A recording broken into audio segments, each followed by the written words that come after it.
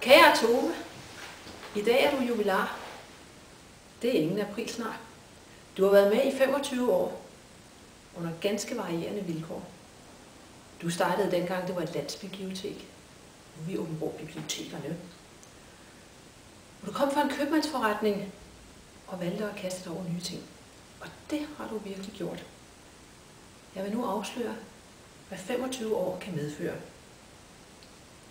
Arrangementer, både planlægning og udførelse, bogstarter, cyklister, også før der kom vi cykler til arbejde, deltidsansat, energisk, følge, gå på mod, heltidsansat, idérig, joks, nej tak, kommunom, lydavis, messefremstød, når en masse, oprydning, PC-kørekort, quizzer, ja sådan nogle sudoku, retfærdighedssans, skemalægger, tillidsrepræsentant, ungdomsuddannelsesbibliotek, værtinderollen, krydset mellem 2 arbejdspladser, ytre sig,